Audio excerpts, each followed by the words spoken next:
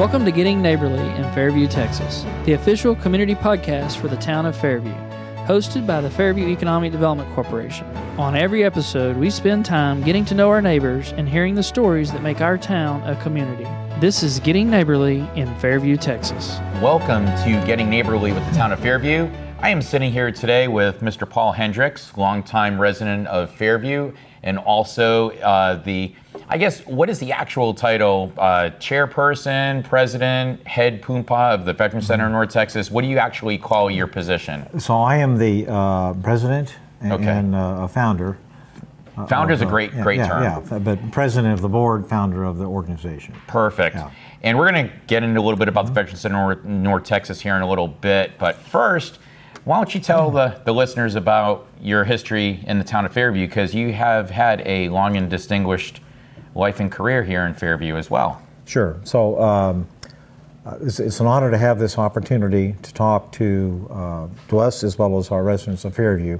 My wife and I moved to Fairview 16 years ago, 16 and a half years ago actually, in 2003, and I retired from the Boeing company. I'd worked for the Boeing company for 21 years. I retired from the Boeing company in 2011. And at that point in time, I decided I needed to be involved in the community. I had already started my role in the community as a member of the Planning and Zoning Commission. And so I was on that commission for 9 years.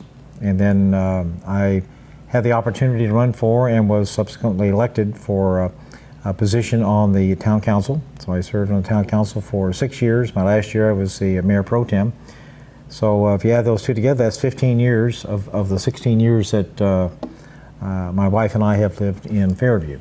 So fairly dedicated to the town, enjoy the growth, the opportunity to see it growing and help it mature.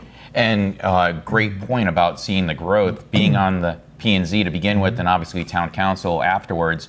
You've seen it go from nothing to what it is today, and obviously there's plans for bigger things in the future. But tell me a little bit about when you moved to Fairview and you're moving into this area where there's really not a whole lot out here. Mm-hmm. You know, maybe a couple stop signs, maybe a stoplight, and now what we have today. Obviously you were instrumental in the beginning part of it, you know, being on the P&Z and on the town council. So tell me a little bit about that. Well, so it's kind of interesting. We moved to Fairview because my wife did not want to live in Plano. Now, that might be a funny conversation. We had moved from Los Angeles to Texas, and where we lived in Los Angeles was extremely crowded, extremely dense, and we were fortunate that we had a yard about the size of a pool table. I mean, that was basically it. So when we moved here, my wife said, we want to have a little bit of land, and so the real estate person that we had showed us extensively Plano. My wife said, well, Plano is a beautiful area, but we don't want to live there. We want something with some land. And lo and behold, we found this house that was had begun construction. And she said, this is the house for us. So we bought it, and that's where we live. 1.2 acres of land, and sometimes that's a good deal, sometimes it's a bad deal. But open space always yard maintenance. Well, yeah. But so the joy of having a little bit of space has gone a long ways. When we first moved here, this area that actually we're sitting in today, I think it was a golf course or a driving range. Driving range. And then it went to a rock farm and some other things out here. But it worked out just fine. And of course, the town decided to grow a little bit, and one thing led to another. And the population has basically doubled, I think, since we've been here. Of course, we have a shopping center and some additional businesses, which has worked out fine. Our lot and the other lots in the area here are large, and ours is small compared to some of the bigger lots. And we're happy as can be living in an area, but we have a little bit of peace and quiet, but we're still not far from the business area. So it's worked out really fine. And that's one of the keys that we're trying to communicate with a lot of the listeners and viewers is Fairview is a great area where if you want privacy, you can have privacy. But when you move towards 75, where a lot of our businesses are located, we're just like any other town or city. You're going to have all your restaurants that you need to go to or the stores you need to shop at. But then just a mile down the road, you're going to be out of the way of everything, and you're going to be right back into the dark skies area where you're not going to see a whole lot at night. And it gives you that sense of I'm out of the rat race. Yeah. I'm in the middle of just an oasis of nothing, basically. Just.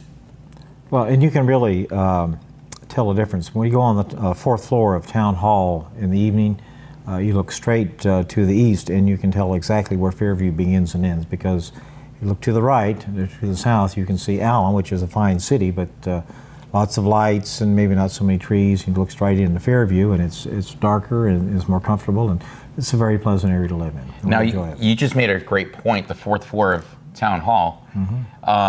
When was it determined? Because I believe there was an ordinance in Fairview that there were not supposed to be any two-story buildings. Is that correct? At one point in time? Eric, I don't know that. Okay. I don't know that. So I was on planning and zoning at the time.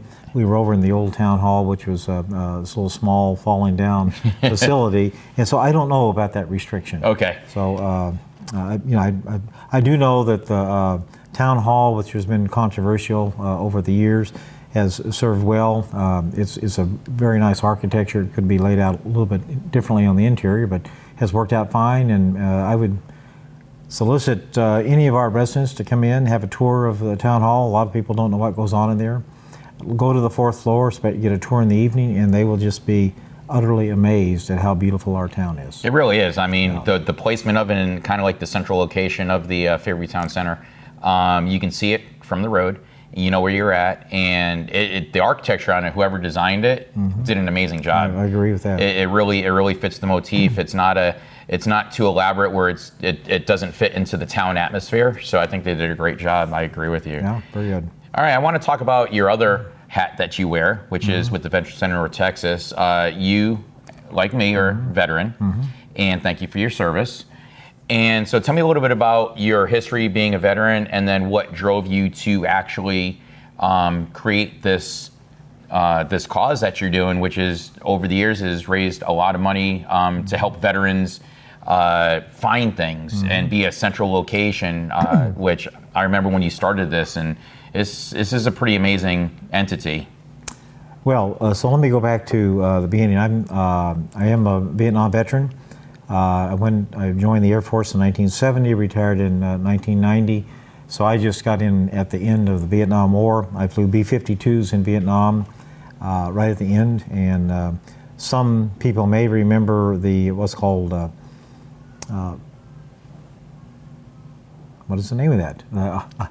Bullet shot, arc light, linebacker is the word I'm looking for. Operation Linebacker. Linebacker. And so some people may remember linebacker, and that's when we took the B-52s to North Vietnam. And that was really my claim to fame in the B-52s. So December of 1972, we bombed North Vietnam, Hanoi primarily, and I was involved in that and lived through it, which was kind of sealed in my thinking on, do I want to be in the Air Force or not? So that was not my original plan. It was not my long-range plan, but it sort of grew on me, and instead of getting out after 6 years like I had originally planned, which was my commitment, I stayed for 20. And then I retired in 1990 after quite a few decent assignments that I really enjoyed.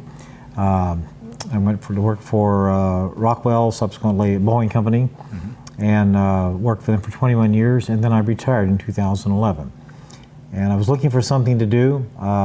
Staying at home wasn't going to make it. I had started working already with the planning and zoning, so that was good, but it wasn't sufficient to keep me occupied. I ran into some people, and we were talking about veteran support, and one thing led to another, and we formed the Veteran Center of North Texas. So the Veteran Center of North Texas started out with 4 or 5 people, and today we are an all-volunteer organization. We have 38 total volunteers, and one of the things we'd like to talk about is we are serving over 1,000 veterans per year. Nobody gets paid there's no payroll, period. Right. So it works out really good. So my motto is we are here to do one thing, and that's to serve veterans.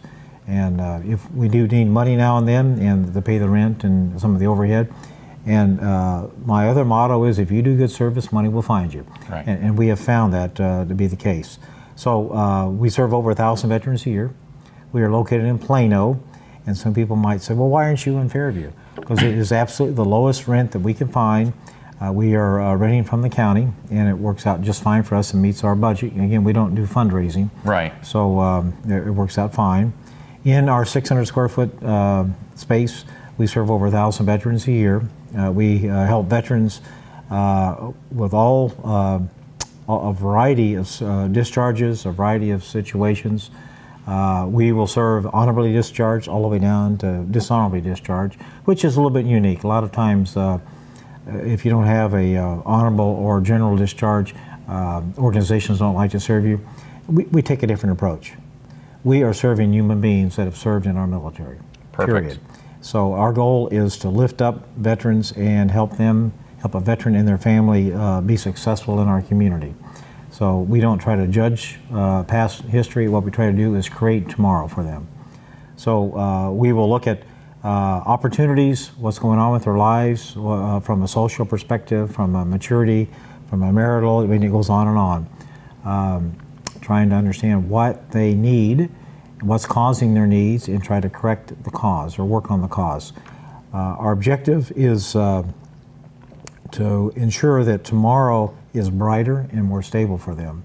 Not just to hand them a dollar to take care of a problem, but try to understand why they need that dollar, or they need the $50 or whatever it might be, and help them so they can fix it so that tomorrow they're stable. They don't have to ask for any money. They're capable and mature. Right, a hand up instead of a handout, which means a lot more, because if you just give somebody a handout, they're not going to appreciate it as much as you give somebody a hand up and teach them how to get to where they need to be. And I think that's what a great cornerstone of your organization is. Absolutely. You deal with a lot of that. And if we find somebody that is only interested in getting their need, like a water bill paid, and they're not interested in correcting their lifestyles or improving their situation, we'll ask them to go someplace else, because we're just not interested in that. The average client that we serve is a 6-month relationship. So we will meet with somebody. We will try to understand what's going on, and we will meet with them probably multiple times to try to get that comprehensive plan going for them. And then we're taking their hand, we literally hold their hand, and we say, we're not going to let your hand go for at least 6 months, it may be longer, until the solution is in hand. They're able to show us and themselves, most importantly, that they're able to sustain their lifestyle and not become recurring needy. And once that happens, we shake their hand again, say thank you, go forward. And all through this process, we're talking to them, we're meeting with them, we're helping them, and we're referring them out to the community, because there's a tremendous amount of community support. But at the end, when we think and they think things are stable, we say, okay, go forth and conquer. 6 months after that, we call them again. How you doing? And a lot of time, well, there's always a pregnant pause there. Sure. Like, why are you calling me? We want to know how you doing. Well, if we're successful, that job you got me is paying well, and I'm moving forward, kids are in school, and that sort of thing, we're happy. But a good lot of times they say, well, things aren't quite working out. Fine, come back and see us again. We're ready to hold your hand again until the situation's under control. How many of the people that you've actually helped, and I'm going to kind of put you on the spot with a number, that have moved on and been able to just prosper whatever they're doing, and came back and been a volunteer with you? Well, we've had a few. Not as many as you might think. We've had a few. I'm going to say of our 38 volunteers, 10 of those have been our client. That's pretty amazing. That's a third of your staff. I mean, it's that's true. Quarter. That's true. And there's no math in this podcast, by the way, but we're going to put it in there. Volunteers, they'll come and go. Most of our volunteers will stay with us 6 months to a year. So there's a turnover, because life happens, and it's always nice to have people that understand the situation, understand the process, and are willing to help a fellow veteran go forward. But I think that's a testament to your organization to actually have that many people. If you think, well, it's not as many as to me, that's a lot, and to have them help you out after they've been helped, that's huge. That to me, it's a great cycle to have, because they've gone through it, and they're the ones that would actually be really good in talking to the people that are going through it now, because hey, they've done it already. That's right. Now it's their turn to kind of be the one to be the big brother to the next person coming up. It's that expression, you just have to walk in my shoes. Yes. They have walked in those shoes. Absolutely true. It really does work out well. Very good. And if you do want to donate to the Veterans Center in North Texas, how could they do that? Well, again, fundraising is not high on our priority list, but we will accept donations because we do have to pay the You got to pay the overhead. That's how you pay the rent. And so for the you just building. go on our line, www.vcont.org,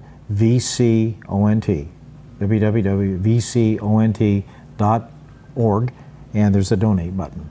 Very good. Yeah. All right, ladies and gentlemen, this has been Mr. Paul Hendricks with the Veterans Center North Texas. I do want to extend a thank you to Clarney's of Fairview. What better way to be neighborly than to come to your neighborhood establishment, watch your local team play, come play trivia, listen to a band, and we want to thank them for their hospitality for allowing us to host the Getting Neighborly to Town of Fairview. Thank you for listening to this episode of Getting Neighborly in Fairview, Texas. If you're a business owner interested in calling Fairview home, contact our office by email at edc@fairviewtexas.org or visit us on the web at fairviewtexasedc.com. And if you're a resident and you know someone we should hear from, nominate them at fairviewtexasedc.com/neighbors.